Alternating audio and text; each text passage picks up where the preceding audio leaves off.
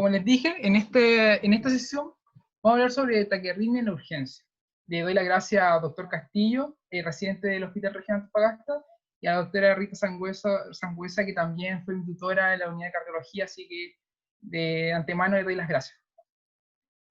Para comenzar hablando, no puedo hablar más que de este sujeto, que es Willem Einthoven, ganador del premio Nobel en 1924 de medicina, y otras cosas. Pero la verdad es que ustedes me preguntaron por qué les presenta este personaje. Y es porque este personaje creó un arma, un NAS que tenemos nosotros en la urgencia. Es un arma buena, bonita y barata. Y yo creo que todos saben a qué me refiero. Es el conocido electrocardiograma. El electrocardiograma, más taquiarritmias, la verdad es que lo único que se viene a la mente es un dolor de cabeza. Yo creo que todos han pasado por esa etapa en el cuarto cuando intentamos diagnosticar o interpretar correctamente un electrocardiograma. Y si a eso le sumamos taquiarritmia, la verdad es que es extenuante. Y por esa razón me motivó este tema en particular, porque lo encuentro bastante interesante y atractivo. Pero la verdad es que en la urgencia, cuando estamos un día cualquiera, y donde normalmente nos moramos 20, 25 minutos en cuarto año, en la urgencia es muy distinto, porque hay 10 pacientes, todos con electro, y la verdad es que la única cara que nos queda por poner es esa. Así que siempre, y esta imagen se la robó mi compañero Víctor de su presentación anterior, que siempre hay que mantener la calma y que siempre hay que hacer una buena evaluación primaria, donde incluye el ABC, la U, la D y la E. Pero para esta presentación en particular, el enfrentamiento inicial creo que sea distinto. O sea, cuando estemos hablando de una taquiarritmia en particular, lo primero que tenemos que identificar en la taquiarritmia es si estamos frente a un complejo estrecho o ancho. Esto va a estar dado por el QRS, si es mayor o menor a 120 milisegundos. El segundo paso es si es que esta arritmia es regular o irregular. Si estamos frente a una taquiarritmia de complejo ancho regular, se nos tiene que venir a la mente la TB monomorfa y la taquicardia supraventricular con aberrancia. Hay más, pero puse las más esenciales porque la verdad es que son muchas las arritmias y me acoté a las principales. Mientras que si tenemos una QRS ancho irregular, tenemos que pensar en una FE preexcitada, una FA con aberrancia y una TB polimorfa. Si nos vamos al sector de las que son más estrechas, la regular tenemos que pensar en taquicardia sinusal, una taquicardia supraventricular, un flutter auricular y una taquicardia auricular. Y por último, de las irregulares, la clásica de la vieja conocida fibrilación auricular, que es la arritmia más concurrida en el servicio de urgencia, y ya mucho menos común la taquicardia auricular multifocal. La cuarta pregunta que hay que hacerse es ¿cómo está el paciente en ese momento? ¿El paciente está hemodinámicamente estable o inestable? Pero para hablar de inestabilidad, quiero que sepamos algunas cosas. Los criterios en el contexto de taquiarritmia son los siguientes. Son pacientes que puedan tener ausencia de pulso distal, que presenten angor, hipotensión arterial, insuficiencia cardíaca aguda, y por último, compromiso de conciencia. Lo importante de identificar estas situaciones clínicas es que todas estas, en el contexto de una taquiarritmia, van a ser manejadas de la siguiente forma. Y es que tiene que ser manejada con una cardioversión eléctrica. Esto va a ser el manejo y que creo que es una de las primeras ideas que se quede de esta presentación. Si vamos a hablar de la cardioversión en sí, yo he que un pequeño como algoritmo, pequeña separación para determinar cuántos son los joules adecuados de cardioversión eléctrica. Va a depender si es ancho estrecha, irregular irregular. Les dejo ahí los joules con los que se recomienda iniciar y que después pueden ir aumentando dependiendo del ataque arritmia. Acá les dejo imagen del monitor que está en el Hospital Regional Antofagasta y que si es que algunos trabajan allá lo van a identificar rápidamente. Y lo que quiero destacar de acá es que frente a un monitor de este tipo, lo primero que hay que encenderlo, por supuesto. Lo segundo es que hay que elegir el modo de sincronización, porque la idea es que pueda pueda hacer la captura de los QRS, y una vez capturado y elegido por voltaje, hay que apretar cargar. El monitor del Hospital Regional Antofagasta, hay que presionarlos, ambas paletas, y hay un pequeño delay, un pequeño retraso. Se mantiene por al menos 3 segundos y luego se suelta y va a soltar la descarga, para que lo tengan como dato. Y bueno, un punto bien importante, y es que siempre, siempre, siempre, cuando vamos a hacer un procedimiento como la cardiovisión eléctrica, no olvidarnos de la pseudoanalgesia periprocedimiento, porque la verdad es que es un procedimiento bastante doloroso, y la idea es que el paciente no vuelva a consultar al servicio de urgencia porque la vez pasada que lo cardiovascular le dolió mucho y ya no quiere consultar. Así que, como segundo punto importante, es que siempre hay que tener en cuenta la pseudoanalgesia. Ahora vamos a partir con una serie de casos clínicos y entre esos casos clínicos vamos a ir explicando un poco la teoría. El primer caso clínico es un hombre de 57 años, hipertenso, y el motivo de consulta fue por compromiso de conciencia. El paciente fue trasladado de su hogar por SAMU con los siguientes signos vitales. Venía con una frecuencia cardíaca de 145 latidos por minuto, una frecuencia de 23 respiraciones por minuto, una presión arterial de 180 con 100, venía con una temperatura de 40 grados Celsius, Glauco 8, y no nos vamos a enfocar en la vía aérea porque si quieren ver la presentación de vía aérea, les recomiendo que vayan a ver la presentación de mi compañero Víctor. Este paciente en particular no movilizaba las extremidades inferiores. SAMU llama preocupado al Hospital Regional Antofagasta porque en el monitor les aparece esto. Esta tira va bastante rápida, va a 153 latidos por minuto. Lo que les llamó a la reanimadora en ese momento es que le hacía sospechar de una taquicardia paroxística supraventricular porque no encontraba ondas P. La sugerencia que dio el doctor de turno es que la trajeran al hospital y acá que fuese el manejo. ¿Qué ocurrió? Este fue el hecho de ingreso. Y podemos ver que radicalmente sí hay ondas P, y la verdad es que las ondas P son todas iguales, a un ritmo regular, por lo que en esa situación no era una TPCB lo que estaba en el monitor, sino que era una taquicardia sinusal, iba tan rápido que el monitor finalmente se ocultaba las ondas P. Así que en este caso era una taquicardia sinusal. ¿Qué cosas le tienen que tener en cuenta? Que frente a cualquier taquiarritmia o una frecuencia demasiado alta, siempre hay que tener una buena correlación clínica. En este caso era un paciente de 57 años que venía hipertenso, taquicárdico, hipertérmico y combinado con compromiso de conciencia. La verdad es que esa clínica no es de una TPCB. Como dato, este paciente estaba tenía una sospecha de intoxicación por cocaína y que más adelante durante su hospitalización se confirmó un accidente cerebrovascular. Así que siempre es importante una buena correlación clínica y no solamente dejarse llevar por el monitor. Lo segundo, que como mismo expliqué, siempre hay que buscar una causa secundaria a esta situación clínica, porque la taquicardia sinusal puede ser generada por infecciones, trauma, ejercicio, entonces siempre una causa secundaria. Y por último, la importancia de tomar electrocardiograma de 12 derivadas. El segundo caso clínico fue una mujer de 55 años, hipertensa, de buen control, y lo que la motivó a consultar fue porque tenía palpitaciones de inicio brusco que la despertaron a las 6 de la mañana.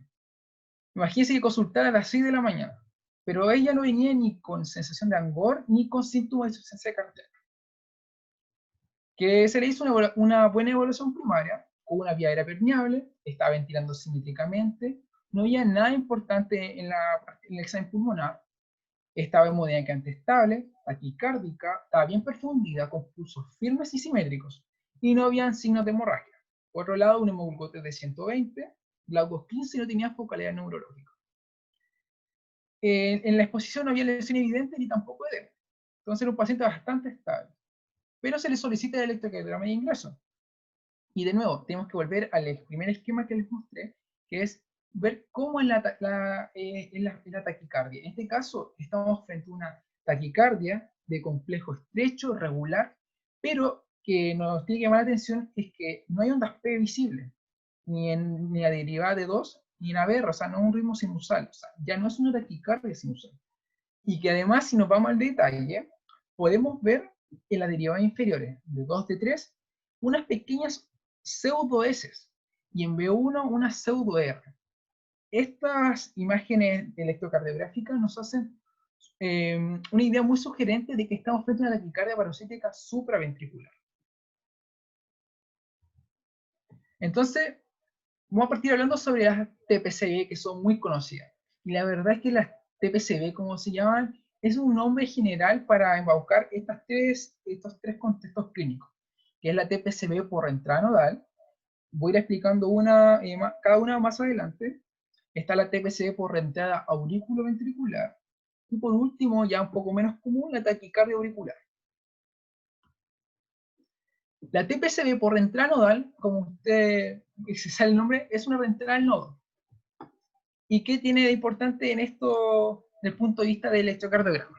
Normalmente las personas, su impulso eléctrico son conducidas desde el nodo sinusal hacia el ventrículo. Pero como se ve en esta imagen, acá ocurre como un pequeño ciclo en el nodo AB. Ya yéndonos a la imagen de la derecha, entender que en el nodo AB hay dos caminos. Está la vía rápida y la vía lenta. Entonces en esta imagen está un ritmo sinusal donde hay un impulso eléctrico que lo que va a hacer es buscar la vía rápida. También al buscar la vía rápida va a bloquear automáticamente la vía lenta. ¿Y qué ocurre después? Si el paciente gatilla una extrasístole, o sea, una taquicardia, que es una repetición de muchas extrasístoles, y este impulso sigue al impulso sinusal anterior y quiere tomar la vía rápida, se va a encontrar con que justo en ese periodo va a estar un periodo refractario, que la vía rápida se caracteriza por conducir un impulso eléctrico muy rápido, pero tiene un periodo refractario mucho más alto, mucho más prolongado. Entonces, ¿qué va a hacer la extrasístole? Va a estar obligada a tomar la vía más lenta. Y al tomar la vía más lenta, ocurre en la segunda imagen de acá, que se encuentra con que ya la vía, el periodo refractario ya no está. Entonces puede entrar al circuito y generar un circuito de reentrada nodal. ¿Por qué es importante entender esto? Porque todo el manejo, del punto de vista del manejo agudo, va dirigido a poder bloquear esta reentrada. Algunas cosas características suelen, como epidemiológicamente son mujeres jóvenes, la verdad es que uno puede encontrar en toda la gama de edades. Si la paciente refiere que tiene como palpitaciones que la siente en el cuello, el llamado pounding the neck, es muy sugerente de reentrada nodal. En el electro podemos encontrar pseudo R y pseudo S, o en su defecto P no visible. En el electro de acá al lado podemos ver EB1, la verdad es que un ritmo sinusal, no hay nada sugerente. Pero ocurre acá un ritmo mucho más rápido, y si vamos al detalle, podemos ver que justo acá hay una pseudo R que no estaba presente anteriormente. Esta pseudo R es la característica por una reentrada nodal clásica o típica. Ahora, la segunda TPCB es por la reentrada auriculoventricular. Esta es un poquito más enredada a entender. Voy a tratar de ser lo más sencillo posible, pero si hay alguna duda, por favor escríbanla en el chat. Estos pacientes generalmente son un 30% de los casos. ¿Y qué tienen de especial? Tenemos los pacientes que no te transmiten impulso eléctrico como cualquier otra persona, pero estos pacientes tienen una vía anexa, o una vía accesoria, o un ASPAR específico. Estos ASPAR específicos son debilidades de anillo fibroso congénitos.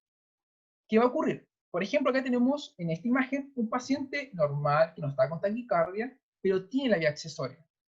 ¿Qué ocurre? Hay impulso eléctrico que se van a conducir normalmente por el nodo B y después al ventrículo. Pero a la vez puede estar la capacidad de poder conducir por la vía accesoria.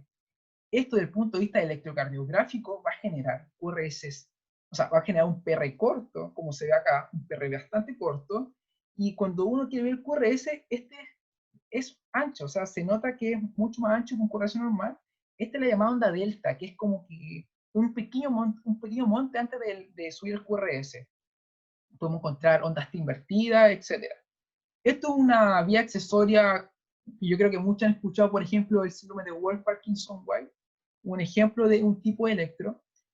Pero ¿qué ocurre en un paciente que tiene este tipo de esta anomalía estructural y comienza con una extrasístole, una taquicardia?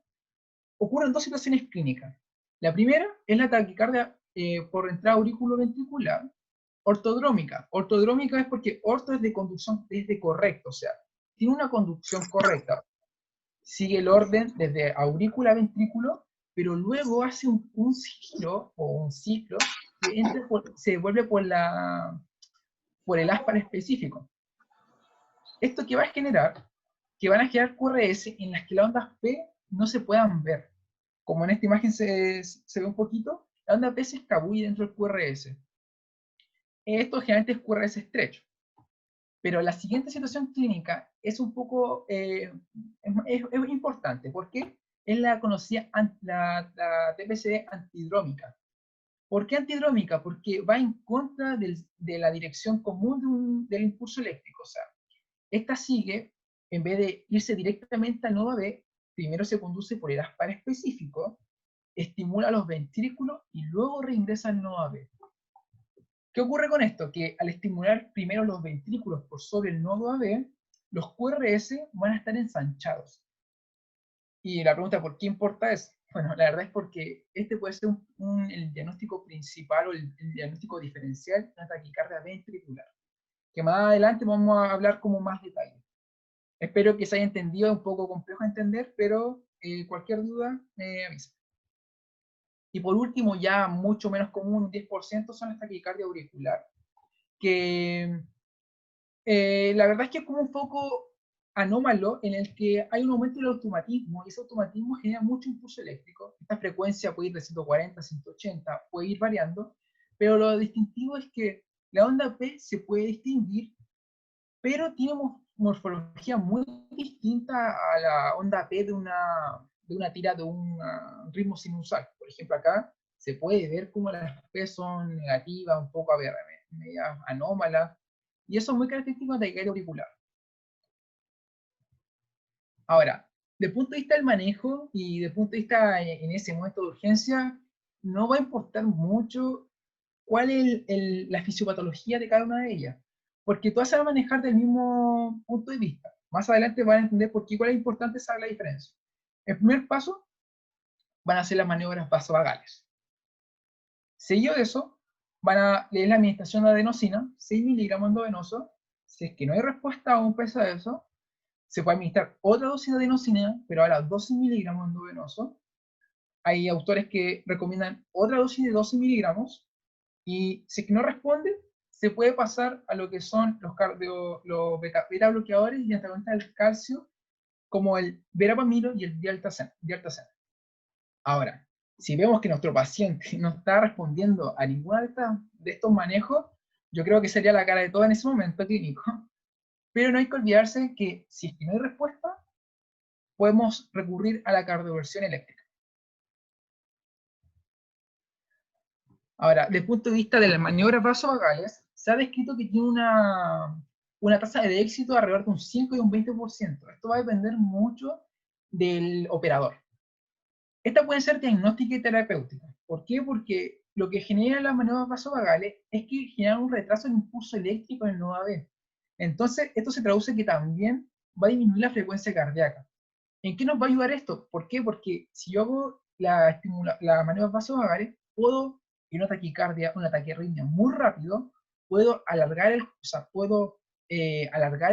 electro, la derivada, y quizás pesquisar algunas ondas que no se ven por la velocidad que se va conduciendo.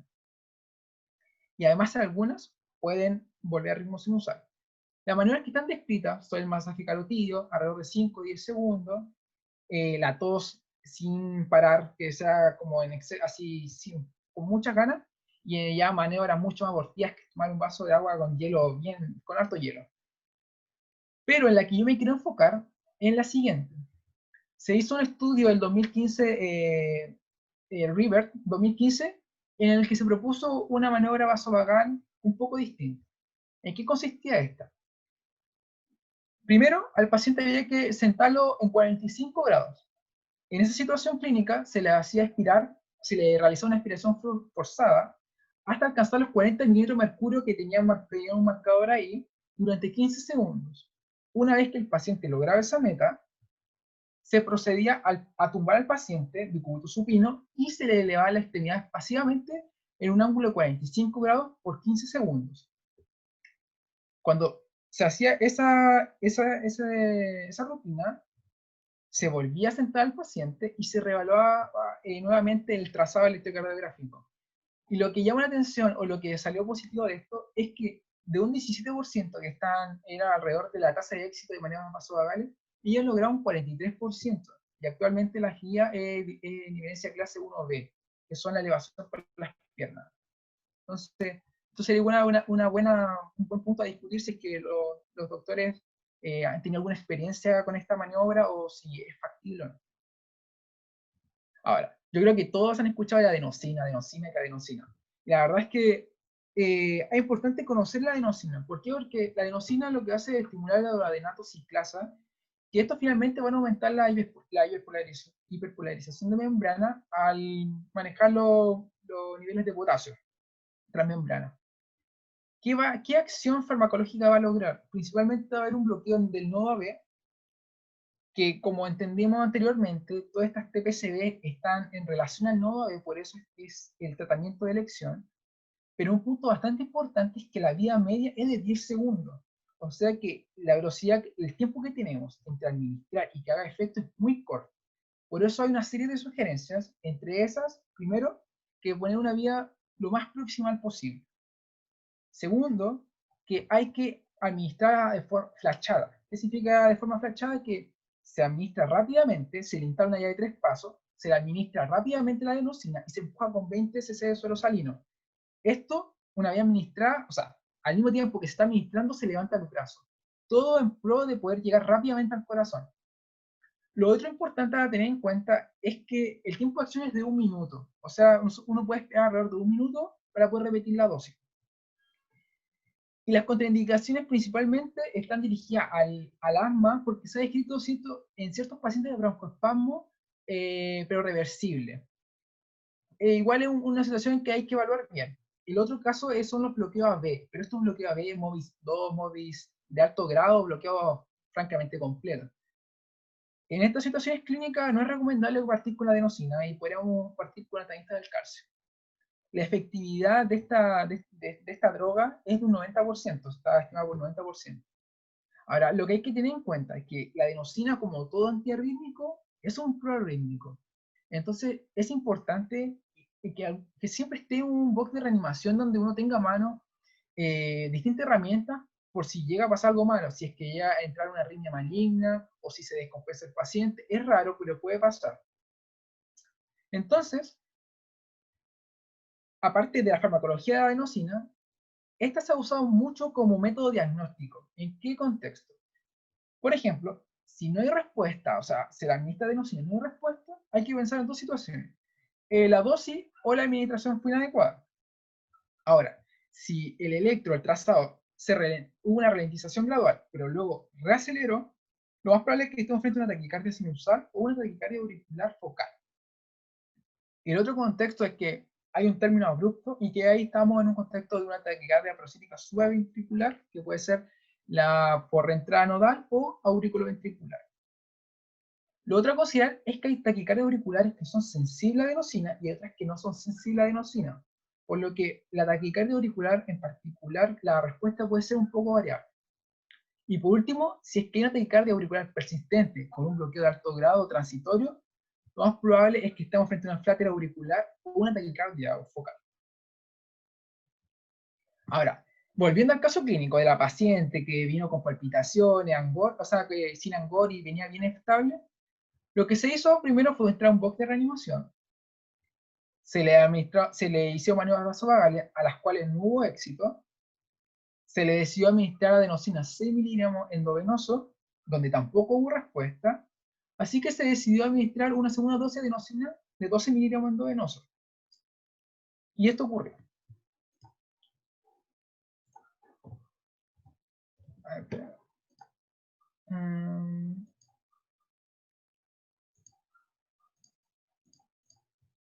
Es que esto no me deja poner play.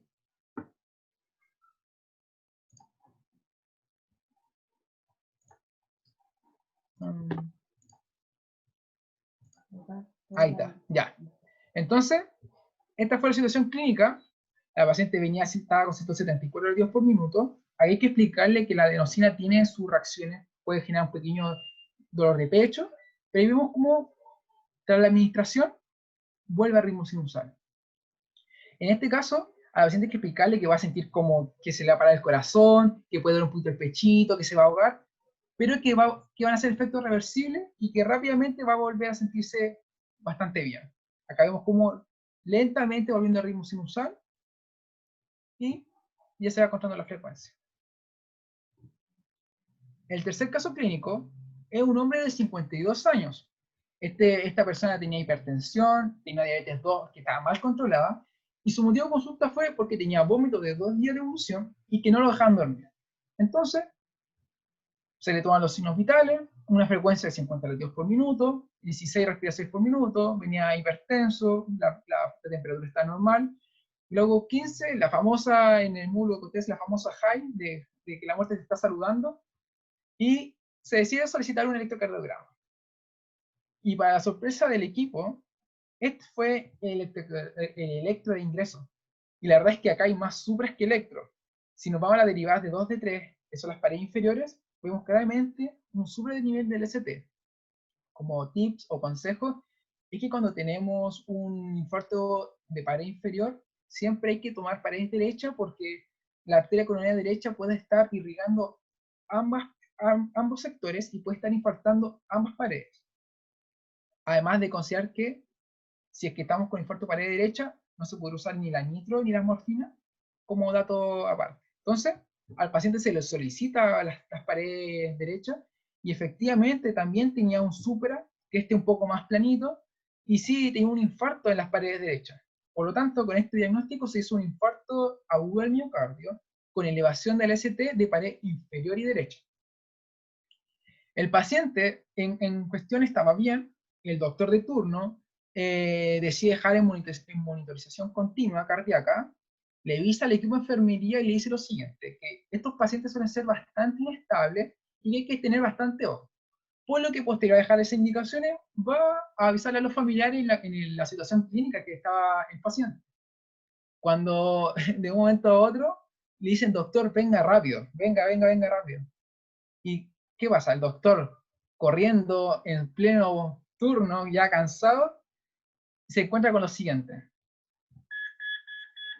Este monitor, que va a una taquicardia de 212 latidos por minuto, con complejo ancho regular, que yo creo que ya todos imaginan lo que es, pero al evaluar al paciente, el paciente se encontraba con pulsos distales, estaba con lo que tenía él en particular, que estaba hipotenso.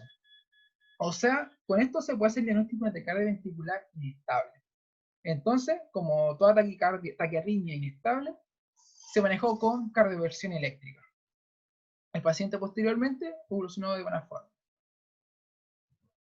Entonces ahora, más que hablar de taquicardias ventriculares, voy a hablar de taquicardias de complejo ancho, porque de esta forma puedo embaucar distintos diagnósticos diferenciales. El primero, y el que en el que siempre tenemos que pensar, es la taquicardia ventricular. En segunda instancia, puede ser una taquicardia supraventricular conducida con aberrancia. ¿Qué significa conducida con aberrancia?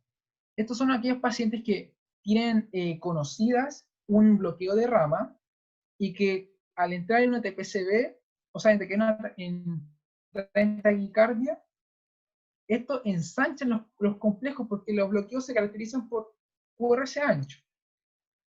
O puede ser que durante la taquicardia paroxística supraventricular hay un bloqueo de rama intermitente y en ese momento se genere un ensanchamiento del QRS. Y por último, y como tercer punto, son las taquicardias preexcitadas. Ojalá, volviendo a retroceder, cuando les expliqué la antidrómica que volvía de forma anómala y que ensanchaba el QRS, este podría ser un ejemplo. También tenemos la FA preexcitada, que ocurre lo mismo, son vías accesorias que pueden generar QRS ancho.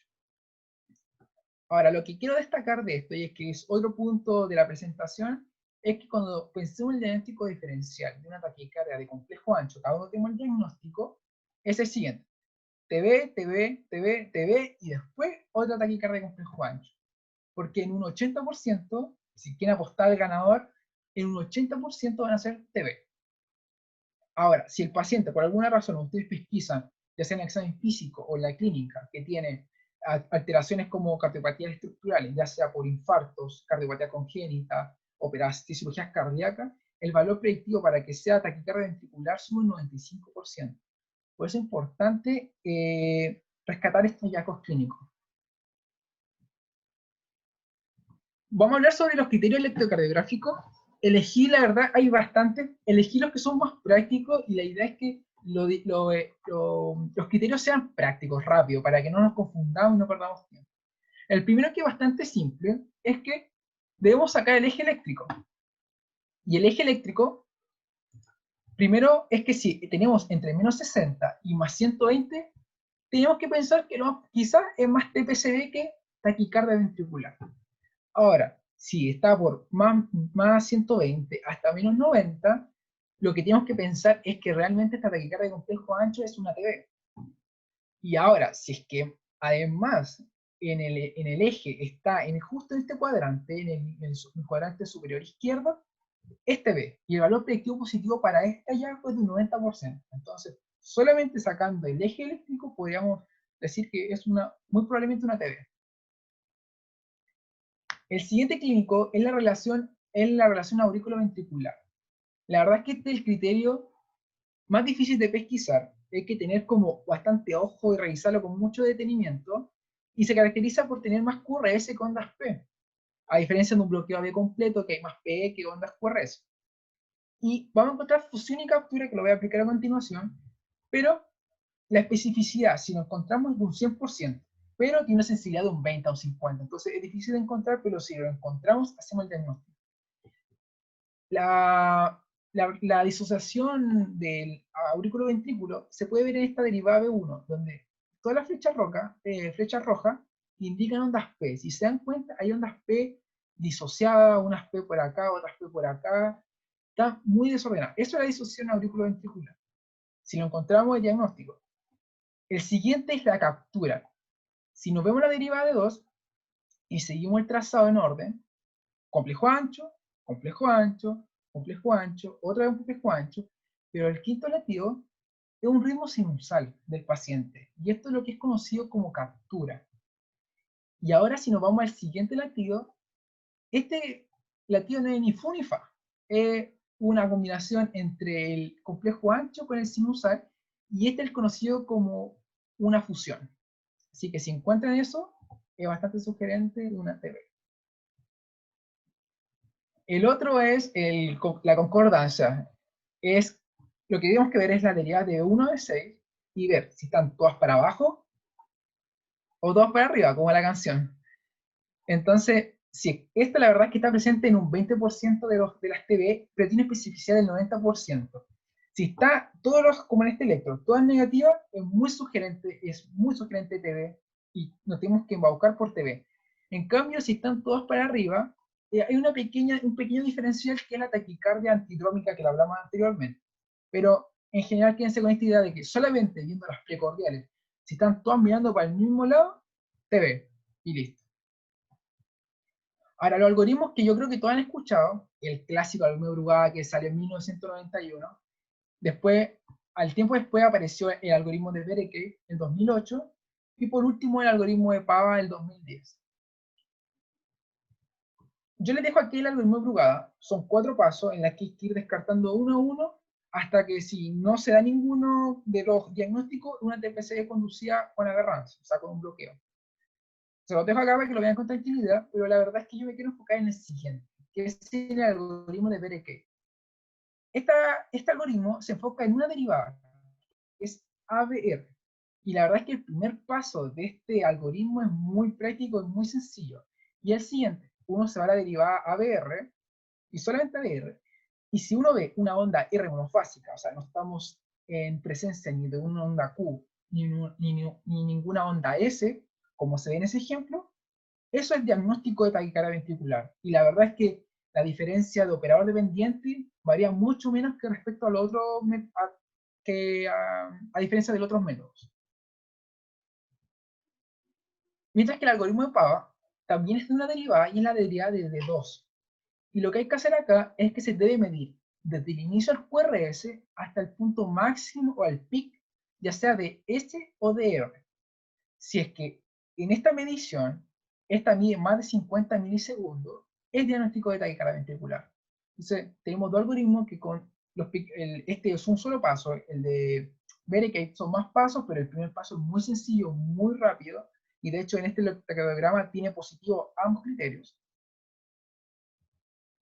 Y se hizo un estudio en el que compararon distintos métodos para diferenciar electrocardiográficamente y todo, Y se puso en juego Brugada, otros métodos un poco más complejos, y la verdad es que la precisión es muy parecida.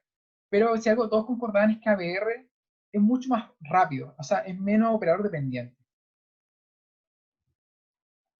Bueno, y el manejo, yo le enfoqué el manejo, en este caso no de una TV, el manejo de una taquicardia de complejo ancho que aún no tenemos el diagnóstico.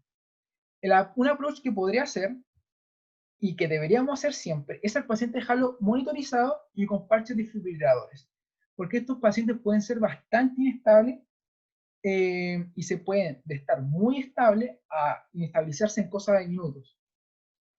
Lo segundo, que es algo que hay igual que evaluar, que son las maniobras vasovagales, porque como vimos, hay TPCBs que se pueden manifestar con QRS ancho, pero hay que tener en cuenta que en esa situación clínica hay que estar muy bien equipados, porque hay un riesgo en el que estos pacientes se compensen hemodinámicamente. Entonces hay que tener vía aérea de avanzada, hay que tener drogas a mano para tener todo listo. Pero ¿qué hace la maniobra vasovagales? Como dice, alargan el QRS, o sea, alargan el trazado, permiten hacer diagnóstico quizás si es que estamos frente a una TPCB, porque realmente cederían en ese caso, y como en la medicina nada es absoluto, hay un porcentaje muy bajo de taquicardias ventriculares que sí responden a maniobras vasovagales, que son las taquicardias ventriculares del tracto salido del ventrículo derecho. Son muy raras, pero sí responden. Entonces, eso sería un approach, pero siempre en una condición controlada.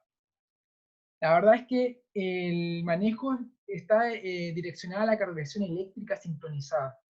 Muchos expertos sugieren de entrada cardiovertir a los pacientes con taquicardias ventriculares.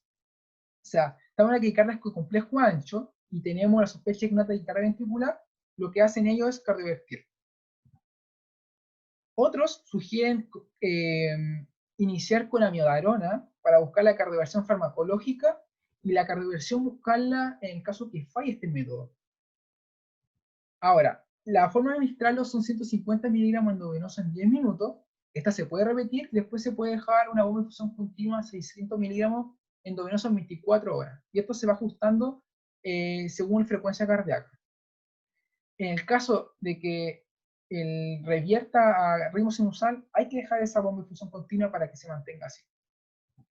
Lo segundo que siempre hay que tener en cuenta, cuando tenemos ya diagnosticada una taquicardia ventricular o tenemos alta sugerencia, es que hay que pensar en una causa secundaria. Y esta causa secundaria suelen ser siempre o sea, suelen estar muy precipitadas por estas cuatro causas que son los infartos agudos de miocardio. Siempre hay que descartar una isquemia miocárdica. También con esto trastorno electrolítico. Y cuando me refiero a trastorno, son específicamente la hipomagnesemia y a la hipocalemia. Por otro lado, las intoxicaciones por droga también se han manifestado con este tipo de arritmia. Y por último, la falla cardíaca. Bueno, y ahora un momento nerd, que la verdad es que el tercer diferencial de la taquicardia de complejo ancho es la taquicardia preexcitada, es aquella que, como vimos acá, tiene un aspar específico, o una vía anómala, o una vía accesoria, donde normalmente todo el impulso se conduce por la vía normal, pero hay algunos impulsos que se pueden estar manifestando por la vía accesoria. El contexto de esto no es un caso, lo obtuve de internet, pero ¿qué me llamó la atención? Llegó este paciente con un trazado de una taquicardia de complejo ancho, pero irregular. El diagnóstico más correcto es una FA preexcitada, pero el diagnóstico que manejaba en ese momento fue una FA conducida con aberrancia, con una imagen de bloqueo. Y frente a eso se decide la administración de verapamilo y entenderán que el usar verapamilo generó un bloqueo del nodo aurículo ventricular, donde todo esto a consecuencia trae que todos los impulsos que deben haberse conducido por 9 se fueron por el as, la vía accesoria, generando lo siguiente: una fibrilación ventricular. ¿Por qué? Porque estimuló solamente el ventrículo y este paciente además tuvo que ser manejado con desfibrilación. Entonces, lo que me gustaría que se llevasen es que si tienen que si tienen una sospecha de una FA preexcitada, o sea, pacientes que tienen antecedente de una FA y que luego presentan una FA como la que vimos anteriormente, que complejo ancho irregular, el manejo tiene que ser la cardioversión eléctrica. Ese tiene que ser el manejo inicial de todo paciente con una taquicardia preexcitada. porque si no pasa lo que vimos. El cuarto caso clínico, y ya estamos en lo último, es una mujer de 82 años. Ella era hipertensa, o sea, es hipertensa, tenía antecedentes de ACV secuelado y era postrada, no escuchaba, la verdad es que era muy poco cooperadora. Y el motivo de traslado de Samu es porque en su casa el pariente describe un poquito de confusión de conciencia y disnea, dificultad respiratoria. Venía con una frecuencia de 146 latidos por minuto, a una 24 respiraciones por minuto también.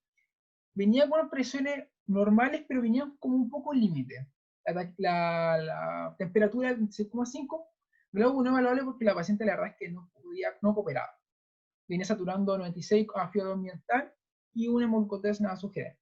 Se solicita un electrocardiograma y que llama la atención que estamos frente a un ritmo un ritmo rápido, pero en este caso es un ritmo rápido de complejo QRS angosto irregular.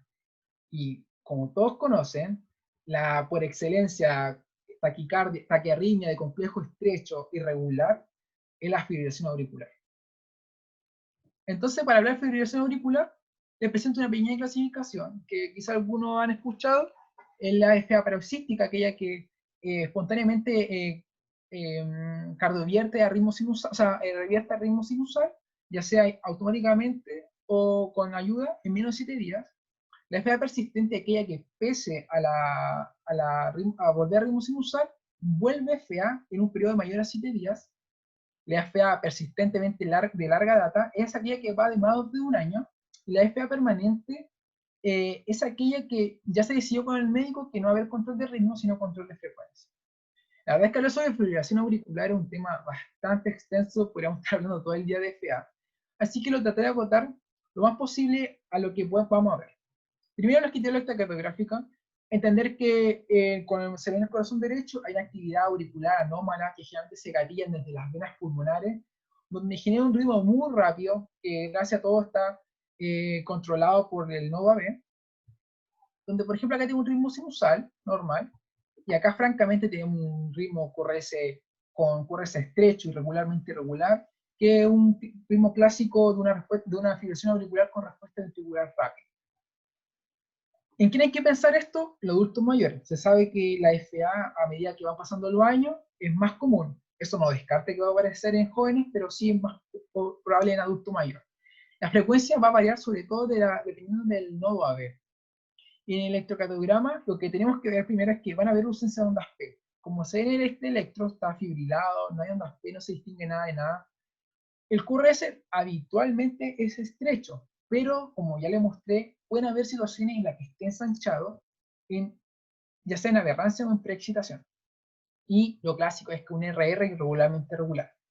Le dejé la frecuencia puede variar bastante. ¿Por qué? Acá le muestro un electro en el que era un ritmo irregularmente regular, QRS estrecho, no hay ondas P, estamos frente a un FA, pero esta va a una frecuencia de 48 latidos por minuto. Este paciente estaba con beta bloqueadores que anula un poco el nodo AB, entonces si se encuentra con un electro que va lento, no duden en diagnosticar la fibrilación auricular porque quizás está asociada a otro problema. Bueno, el manejo de la FA en el servicio de urgencia, la verdad es que es bastante igual. Hay mucha información, traté de acotarlo un poquito a lo puntual. Y es que lo primero que creo que hay que ver es cómo está el paciente. Si está estable o está inestable. Si vamos a hacer una cardioversión eléctrica, porque está hemodinámicamente inestable, lo que hay que hacer es administrar un bolo de paridad no fraccionada a 60 unidades por kilo, como segundo paso siempre la pseudoanalgesia, y revertir a 120 joules. Si ahora está un paciente estable, siempre hay que pensar en una patología secundaria adyacente. Tenemos que pensar en infartos, hipotermia, tirotoxicosis, valvulopatía, sepsis, consumo de drogas, hipertrofia ventricular izquierda, cirugía y otras. Hay bastante. Pero siempre hay que buscar qué cosa puede estar gatillando la FA o qué gatilló la FA. Y la pregunta que nos hacemos todo en el servicio de urgencia, ¿le controlo el ritmo o le controlo la frecuencia? Y la verdad es que el fenotipo de pacientes que llegan al servicio de urgencia son pacientes que primero no saben que tienen la enfermedad. Segundo, que no sabemos el tiempo de evolución. Son pacientes que pueden llevar meses, semanas y no lo sabemos. son muy pocos los que nosotros podemos con seguridad saber que son precoces, o sea, menos de 48 horas. Entonces lo que habitualmente sugiere es control de frecuencia. Esto lo podemos hacer con verapamilo, de 2 a 10 miligramos endovenoso, pasarlo en 5 minutos, propanolol 0,15 miligramos por kilo en 2 minutos, y como ya según tenemos la miodarona y los digitálicos endovenosos. Ahora, el principal problema que podemos encontrar en el servicio de urgencia son aquellos pacientes que, por ejemplo, asmático, hepótico, ya no les puedo dar el propanolol. O, por ejemplo, en el caso de nuestro paciente que tenía las presiones muy límite, un paciente muy deteriorado, que venía además que en su contexto venía por la neumonía, eh, el, esta hipotensión que puede generar el verapamilo, este neutropismo negativo que genera, puede ser bastante cuestionable porque puede descompensar al paciente más que ayudar. Entonces, ahí es cuando tenemos que entrar a evaluar el uso de la miodarona como control de frecuencia y los digitálicos. En cuanto a la miodarona, el problema intrínseco al usarlo como control de frecuencia es que hay un pequeño riesgo de que el paciente pueda cardiovertir a ritmo sinusal. Para algunos puede ser bueno, pero el problema es que la FA es conocida por generar eventos tromboembólicos. Y estos eventos tromboembólicos nos pueden llevar a cuadros graves como un accidente cerebrovascular. Y son cuadros que tenemos que estar dispuestos o tenemos que tener en cuenta o en mente al momento de administrar miodarona. Que está un riesgo, sí, pero hay que ver qué es lo que va a ayudar más al paciente. Lo otro es que ver el riesgo, hay que hablar de la anticoagulación. Nosotros metemos a Metcal, usamos el algoritmo de ChatBus, y el ChatBus nos va a dirigir si es que tiene o no indicación de anticoagulación. Generalmente con más de 2 puntos, se dice si la paciente se beneficia de anticoagulación. Donde entra la duda un poco es cuando tiene un punto, y ahí la verdad es que va mucho al criterio médico. Ver en conjunto de la anticoagulación también el riesgo de sangrado. Entonces, estos pacientes, además del ChatBus, hay que calcular el Hasper. Y hay que hacer un balance entre el riesgo de sangrado de la terapia anticoagulante y del evento de sangrado que pueda generar. Y si es que tenemos un alto riesgo, hay que ir viendo qué cosa podemos ir modificando la conducta. Bueno, en conclusión de esta presentación, la verdad es que quiero que quede en mente que lo posible siempre hay que tomar un electro de 12 derivadas. Esto nos va a ayudar en el diagnóstico y también para hacer más certero el manejo, desde el punto de vista de frente a qué estamos tratando. Como segundo punto es que para toda taquiarritmia inestable, la cardioversión eléctrica es la indicación. Si estamos frente a una taquicardia de complejo ancho, hay que tener en cuenta que no existen criterios 100% sensibles ni 100% específicos. O sea que si nosotros tenemos los criterios y no nos dan, no nos preocupemos, porque no todos nos van a dar el diagnóstico certero, pero si tenemos duda, no nos equivoquemos y no la tratemos como, no la vayamos a tratar como no debe. Tenemos que tratarla como una taquicardia ventricular, porque como le mostré el caso de la FA preexcitada, se manejó de otra forma y se cometió ese error. Entonces, siempre frente a la duda, tratar a la taquicardia de complejo ancho como una TB hasta que se muestre lo contrario. Así que dejo la bibliografía y, como siempre, la cardioversión. Y le doy muchas gracias. Espero que haya sido lo más ameno posible y hayan disfrutado de esta presentación.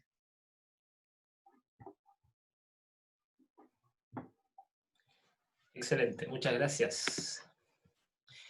Los invito a todos a que si quieren hacer alguna consulta, utilicen el chat libremente.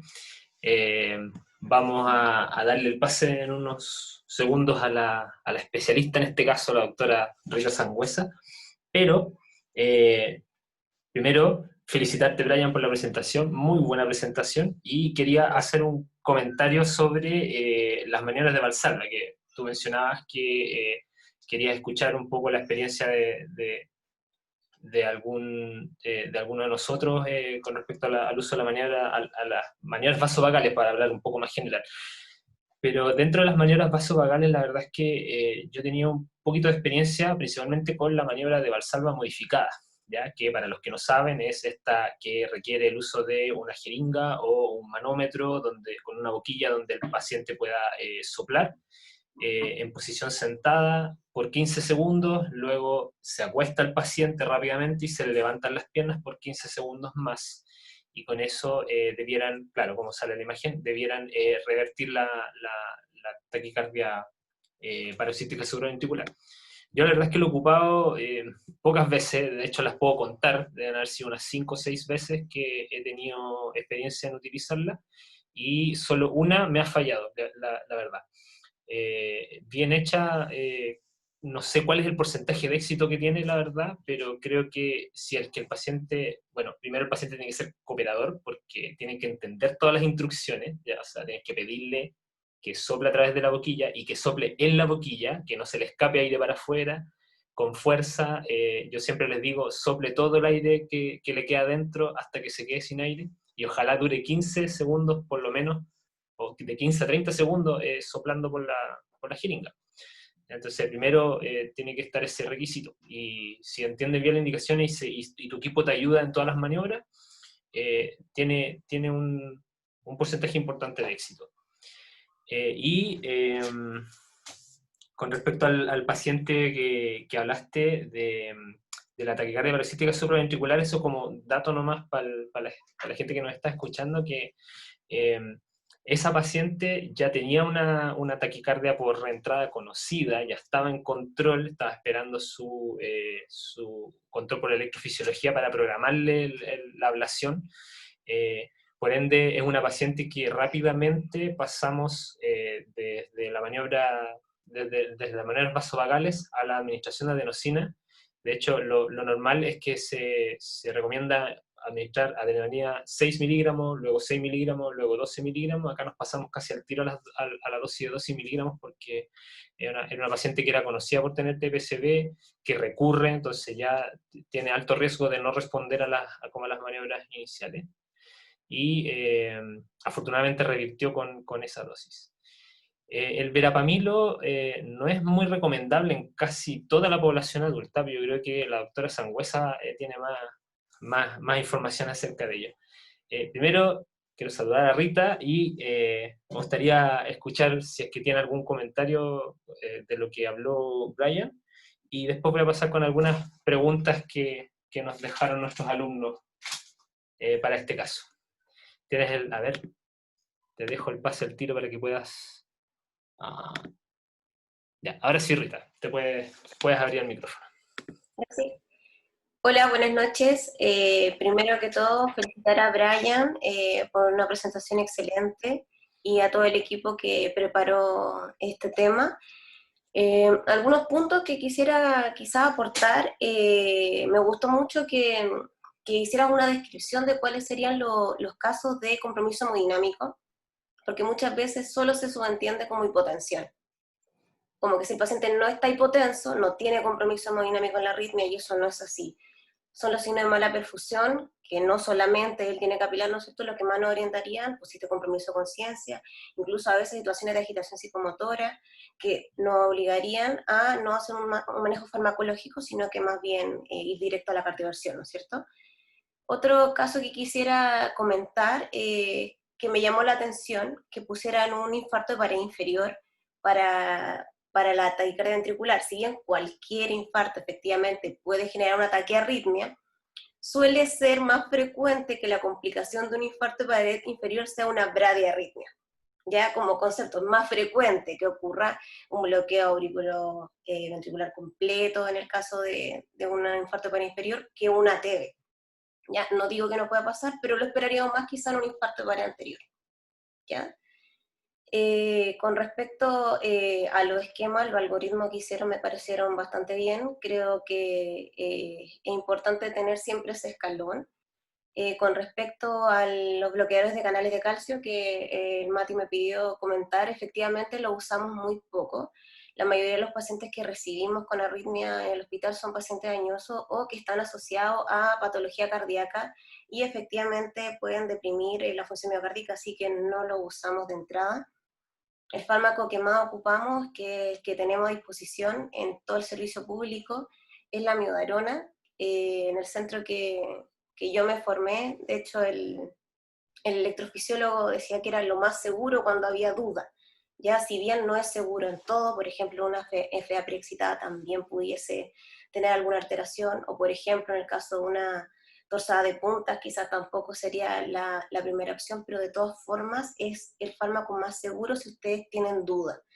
Si tienen duda también con respecto a cuál es el origen de una taquicardia de complejo angosto regular, muy bien lo que dijiste, Brian, con respecto a las maniobras vagales como diagnóstico, no siempre terapéutico, y asimismo también les puede servir la adenosina. Tengo duda con respecto a qué arritmia es, no voy a correr, no está inestable hemodinámicamente, porque no la podrían usar de lo contrario, y así se abre el complejo, y si no es una taquicardia supraventricular, no va a cardiovertir, pero van a lograr ver cuál es la arritmia, ¿ya?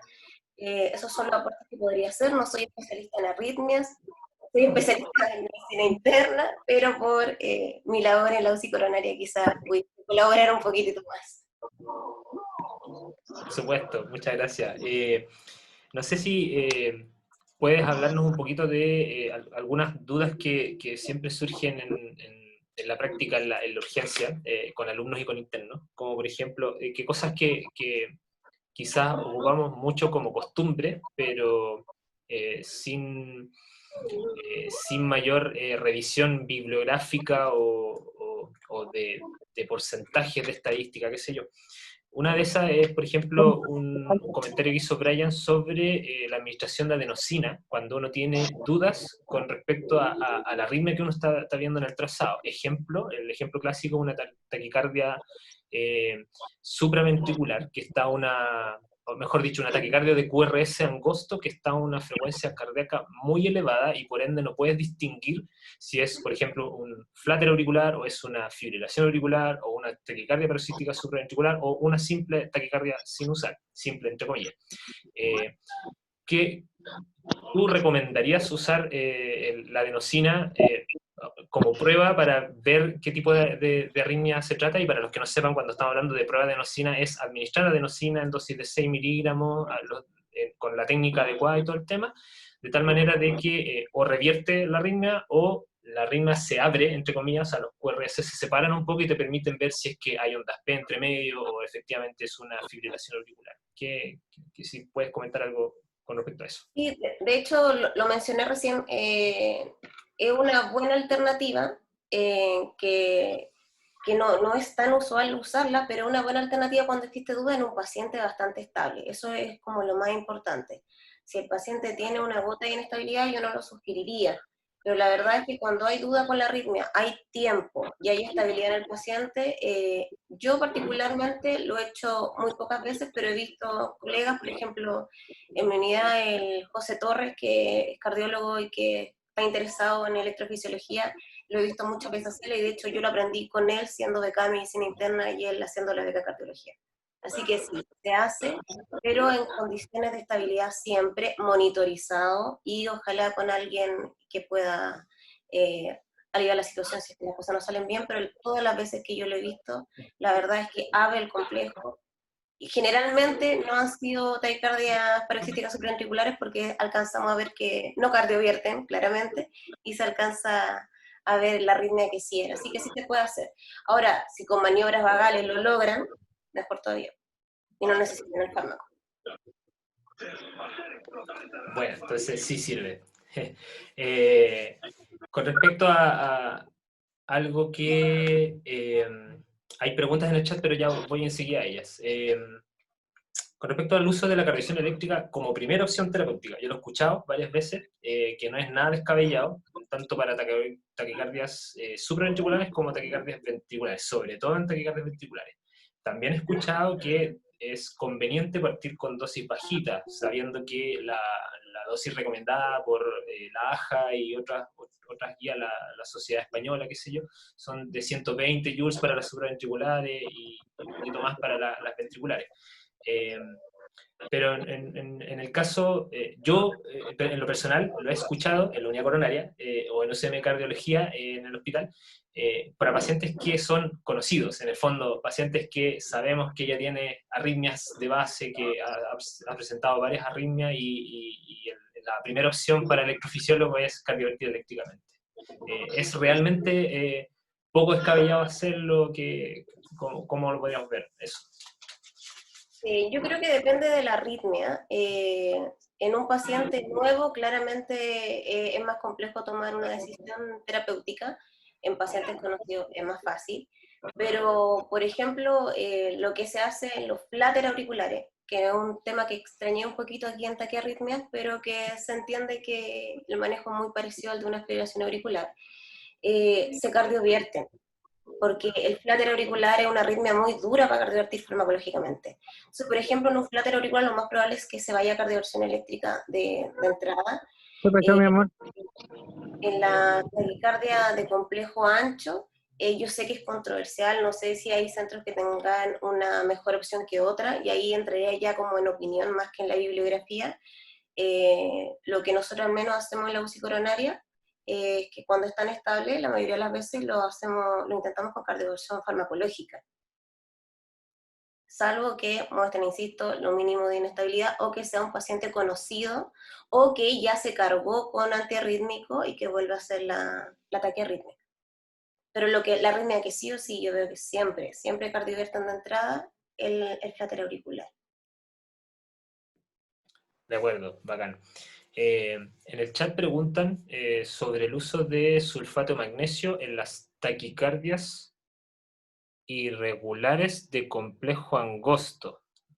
Me costó leer un poquito, pero consulta sobre el uso de sulfato de magnesio. Ahora, el sulfato de magnesio tengo entendido que es como manejo primordial principalmente en la torsión de las puntas, ya que esta taquicardia ventricular polimorfa que se produce en algunos casos bien puntuales, ¿ya? Pero tengo entendido que ese es como el único uso que tiene específico el sulfato de magnesio en las taquiarritmias. No sé qué opinas Sí. tú, Rita.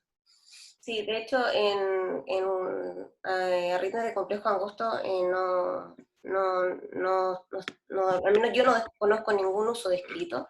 La taquicardia de complejo ancho sí la usamos, de elección por supuesto en la torsada de puntas, que es donde sabemos que el tratamiento, pero muchas veces no tenemos el diferencial claro de la taquiarritmia de complejo ancho y en el tratamiento que damos para estabilizar membrana y estabilizar al paciente, muchas veces igual le pasamos magnesio, pero a las de complejo ancho, nunca a las de complejo angosto. Y si tenemos claro que una torsa de punta, intoxicarlo con magnesio nomás al paciente. No pasa nada. Mejor más magnesio que menos. De hecho, el otro día tuve una torsa de punta y no acabamos el magnesio del hospital.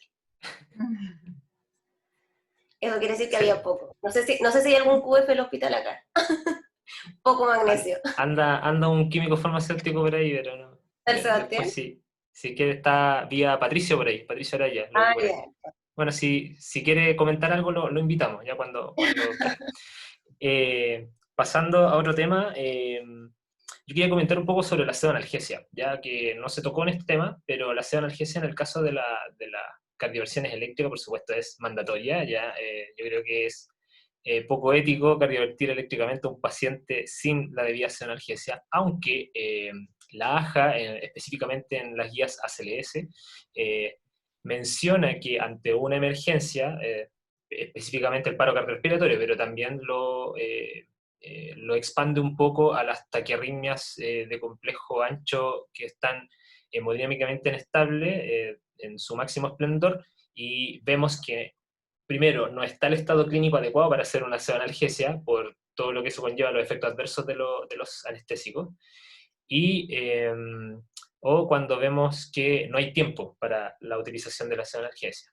Se dice que también la cardioversión eléctrica es un dolor, si bien intenso, corto, que tampoco es muy tan descabellado llegar y cardiovertir a un paciente sin pseudoanalgesia. Pero como comentario, en la urgencia del Hospital Regional tenemos varias armas a la mano. Hay recomendaciones sobre el uso combinado de midazolam y fentanilo.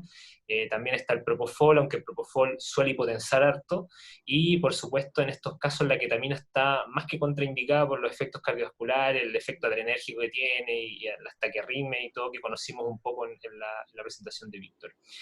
Y solamente yo quería comentar con respecto al midazolam que es uno de los fármacos más sobre dosificados en la urgencia sobre todo. ¿Ya? Hay muchos que lo usan casi en dosis estándares de 5, 10, 15 miligramos cuando tenemos que acordarnos de que esto se ocupa por peso. Y la dosis para procedimientos recomendada suele ser entre 0,02 a 0,03, que son 2 miligramos por kilo, que son dosis súper bajas. E incluso hay algunas guías que recomiendan máximo 2,5 miligramos, teniendo en cuenta que lo vamos a usar en combinación con opioides como el fentanilo.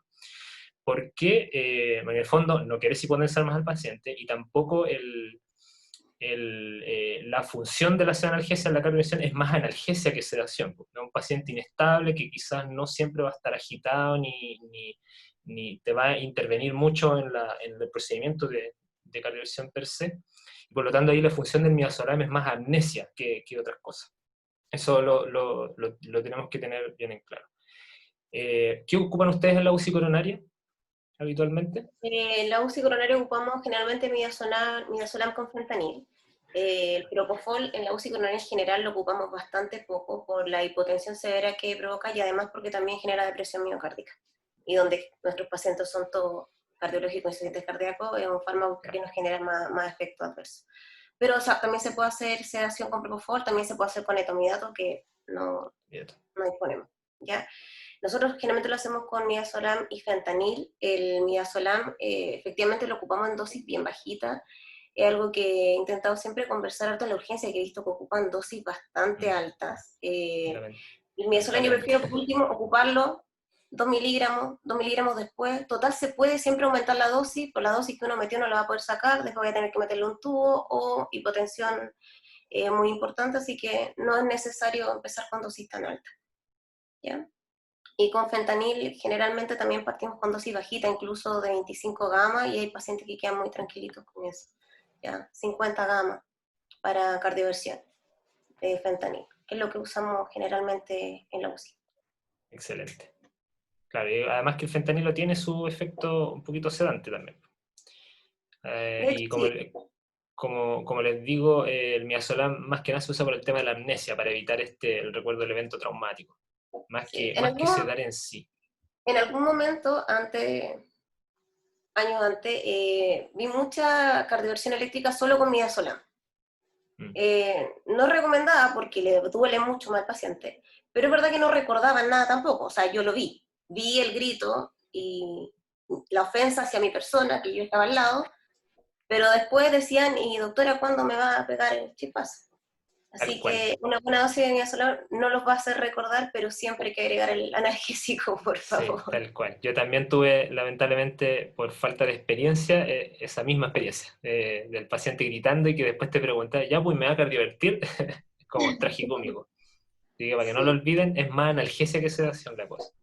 Porque son dos extremos, son pacientes muy inestables, que en general no se van a mover, no se te van a arrancar de la cama con el chispazo, y el otro extremo es el paciente que te va a cooperar, porque tú le vas a ser capaz de decir, oye, quédate quietito, te voy a poner unos parches, te voy a pasar electricidad y le vas a poder explicar bien el procedimiento y tampoco se te va a arrancar de la cama después del chispazo. Entonces, más analgesia que sedación, esa es la clave. Otra cosa que quiero decir al tiro, antes que se me olvide, cuando hagan estas maniobras para ver el ritmo, como con la adenosina, con la maniobra pagable, ojalá no solamente guiarse por el monitor, si es posible tomar un electro en ese momento. Ojalá siempre tener un electrocardiograma de dosis derivada. Yo sé que el Brian lo dijo hartas veces, pero se los quiero volver a insistir, porque muchas veces a nosotros nos llegan pacientes, no es que hizo una TB y después hizo una FA y lo registran, porque al final es solamente una línea que se vio y que no aporta todo lo que aporta un electrocardiograma de dosis derivada. Si el paciente no está en paro, o preparo quizás tampoco, siempre tomarle un electrocardiograma. Bien, por último, para ir cerrando, la amiodarona en fibrilación auricular. Yo he escuchado varias recomendaciones he leído también recomendaciones sobre utilizar amiodarona en fibrilación auricular, independiente del riesgo tromboembólico, en estos pacientes que están borderline, pacientes que están como al filo de inestabilizarse y por razones obvias hay resquicio en el uso de beta bloqueadores, sobre todo calcio antagonistas y digitálicos. Teniendo en cuenta también a veces la edad del paciente, en donde tú puedes asumir que va a tener un miocardio dilatado y que es poco probable que cardioverta con amiodarona. Tú mismo lo dijiste, la amiodarona es bien segura, pero en fibrilación auricular lo puedo utilizar cuando ya se me acabó el arsenal farmacológico y el paciente no está en inestabilidad como tal para cardiovertir, o mejor cardiovertimos eléctricamente. Como método de cardioversión. O sea, Perdón, control de ritmo, perdón. Control de ritmo. Cuando se nos acabó el arsenal farmacológico al control de ritmo, nos queda para solo la amiodarona. Control de ritmo, para cardioversión farmacológico con amiodarona. Ya están seguros, por lo tanto, que una FA de nuevo y que la quieren cardiovertir. No, me refiero... no, perdón, parece que no expliqué bien. Me refiero al uso de amiodarona como control de ritmo. ¿Ya? Tenemos pacientes que tienen alto riesgo tromboembólico y obviamente uno dice ya, puedo ocupar beta bloqueo, puedo ocupar digitálico, etc.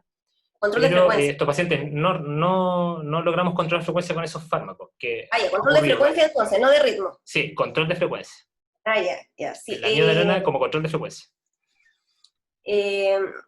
Bueno, la amiodarona tiene el riesgo de que no solo controles frecuencia, sino que puedas cardiovertir al paciente, y si produce la cardioversión, podría predisponerte al riesgo tromboembólico, ¿ya?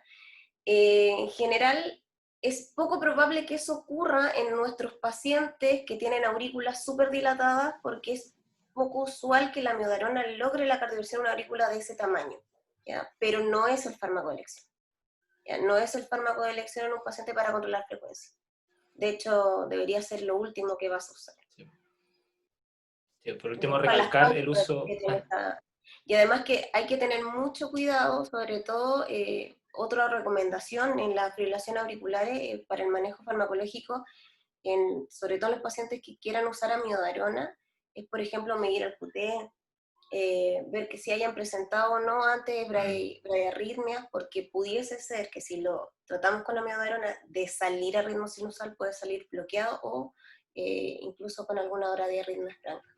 ¿Ya? Pero no debería ser el fármaco de elección, Mati. ¿Ya? Y una FA rápida siempre hay que buscar la causa, en verdad. ¿Por qué está tan acelerada esa fibrilación auricular?